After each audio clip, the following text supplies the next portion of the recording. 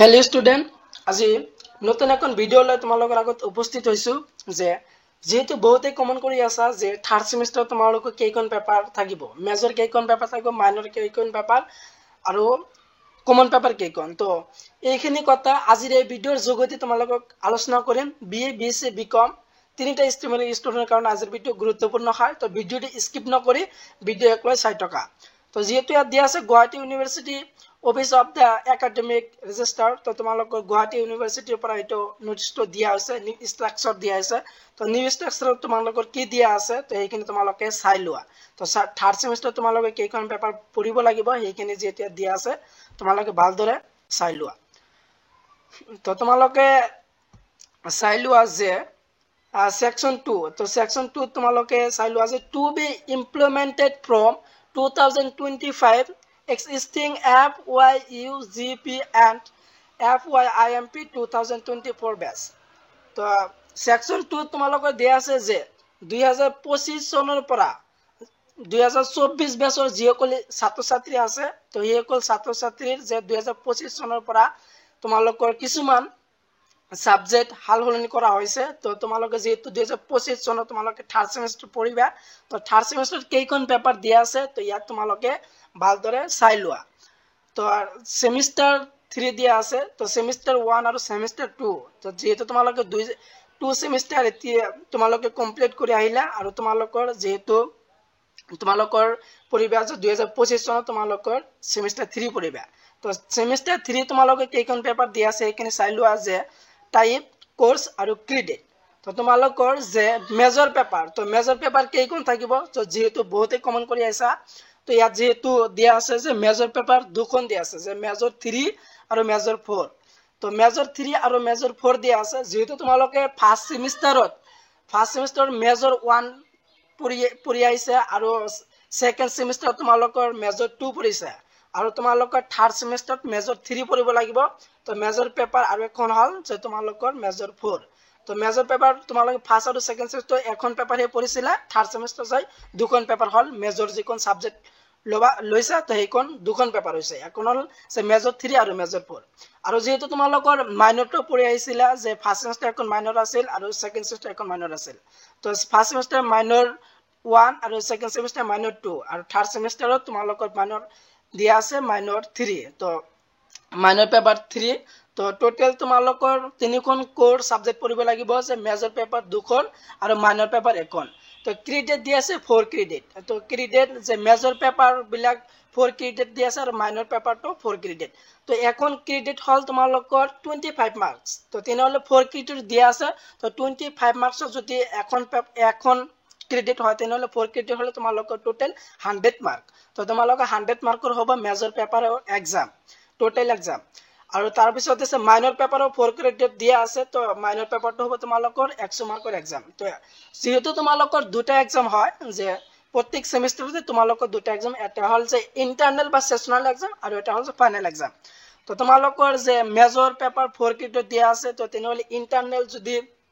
হয় তোমালোকৰ এক্সাম হ'ব তোমালোকৰ টোটাল যেহেতু মেজৰ পেপাৰ দুখন দিয়া আছে 100 মাৰ্কৰ এক্সাম হ'ব তো ইন্টাৰনেল হ'ব তোমালোকৰ 40 মাৰ্কৰ আৰু ফাইনাল এক্সাম হ'ব তোমালোকৰ 60 মাৰ্কৰ তো টোটাল 100 মাৰ্কৰ এক্সাম হ'ব দুখন এক্সাম মিলিহে তোমালোকৰ 100 মাৰ্কৰ এক্সাম আৰু মাইনৰ পেপাৰটো ঠিক তেনেকৈ যে 40 মাৰ্কৰ ইন্টাৰনেল বা সেশনাল এক্সাম হ'ব আৰু ফাইনাল মাৰ্কৰ হ'ব তোমালোকৰ 60 তো টোটাল হল তোমালোকৰ 100 মাৰ্ক আৰু দিয়া আছে তোমালোকৰ কমন পেপাৰ তো কমন পেপাৰ তিনিখন দিয়া আছে এইচি টো থাৰ্ড সেমিস্টাৰত নাই তো স্কিল এনহান্সমেন্ট কোৰ্স বা চমুকৈ এসইসি কোৰ্স যেটো সেক বুলি কও আৰু এমডিসি মাল্টি ডিসিপ্লিনাৰী আৰু বিএসসি ভ্যালু এডেড কোৰ্স তো তিনিখন তোমালোকক কমন পেপাৰ দিয়া আছে সেক পঢ়িব লাগিব সেক তোমালোকৰ ক্ৰেডিট 3 দিয়া আছে তো এখন ক্ৰেডিট হল তোমালোকৰ 25 মাৰ্কস তো তেনেহলে তিনিখন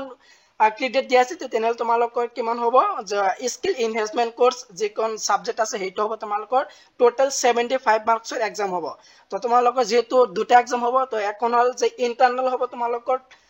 30 মাৰ্কৰ আৰু ফাইনাল এক্সাম হ'ব তোমালোকৰ 45 মাৰ্কসৰ তেনেহলে টোটাল মিলে তোমালোকৰ 75 মাৰ্কস হ'ব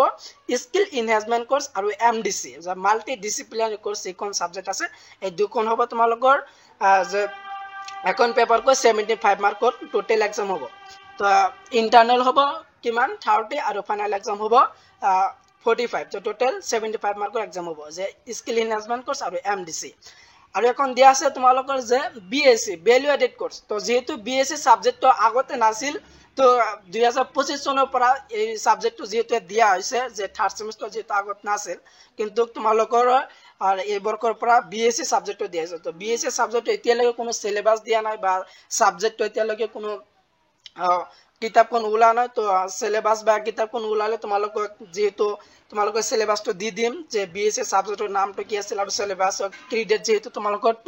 2 ক্ৰেডিট দিয়া আছে ক্ৰেডিট কি বিএসসি ক্ৰেডিট 2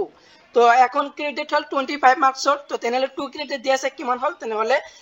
50 মার্কসর एग्जाम হবে বিএসসি টোটাল 50 মার্কসর एग्जाम হবে তো যেহেতু 50 মার্কসর एग्जाम বিএসসি সাবজেক্ট তো আছে তো 50 মার্কসর তো তেনেহলে ইন্টারনাল বা সেশনাল যেটো एग्जाम কো হেতু হবে তোমালোকৰ 20 মাৰ্কসৰ আৰু ফাইনাল एग्जाम যেটো গুৱাহাটী ইউনিভাৰ্সিটিৰ পৰা যেটো ফাইনাল एग्जाम কোশ্চেন কাটিব হেতু কাটিব তোমালোকৰ কিমান 30 মাৰ্কসৰ एग्जाम হ'ব টোটাল হল তোমালোকৰ 50 মার্কসর হ'ব বিএসসি সাবজেক্ট দুখন एग्जाम মিলি যে ইন্টারনাল হল তোমালোকৰ 20 মাৰ্কস আৰু ফাইনাল एग्जाम হল টোটাল কি 30 মাৰ্কস তো তেনেহলে টোটাল দুটা एग्जाम মিলি হল 50 মাৰ্কসৰ তো ক্ৰেডিট দিয়া থাকলে তোমালোকৰ 20 ক্ৰেডিটস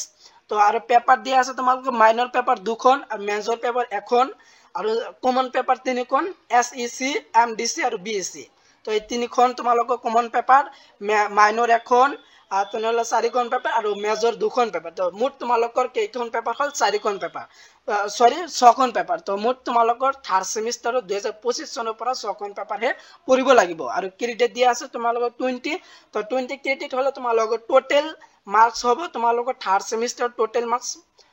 500 মাৰ্কস তো তোমালোকৰ 500 মাৰ্কসৰ एग्जाम হ'ব থাৰ্ড সেমিস্টাৰ মেজৰ হ'ব তোমালোকৰ দুখন পেপাৰ দিছে এখন পেপাৰ 100 মাৰ্কৰ হয় তো তেনেহলে দুখন হলে তোমালোকৰ 200 আৰু মাইনৰ পেপাৰ এখন 100 300 হল আৰু তোমালোকৰ এসইসি আৰু এমডিসি টোটাল হ'ব তোমালোকৰ এখন সাবজেক্ট হল 75 আৰু এখন হল 75 আৰু এখন হল তোমালোকৰ বিএসসি 50 তো টোটাল হল তোমালোকৰ 500 মাৰ্কস তোমালোকৰ থাৰ্ড সেমিস্টাৰ एग्जाम দিব লাগিব তো তোমালোকৰ যে 2025 চনত মেজৰ পেপাৰ দুখন পঢ়িব লাগিব মাইনৰ পেপাৰ এখন আৰু কমন পেপার তিনিখন পঢ়িব লাগিব এসইসি পঢ়িব লাগিব skill enhancement course subject MDC আৰু বিএসসি তো টোটাল তোমালোকৰ ছখন পেপাৰ হে পঢ়িব লাগিব আৰু ক্ৰেডিট দিয়া আছে টোটাল 20 মাৰ্কসৰ মেজৰ পেপাৰ হল যে 4 ক্ৰেডিট কই আৰু এসইসি আৰু এমডিসি হল 3 ক্ৰেডিট আৰু বিএসসি সাবজেক্টৰ হল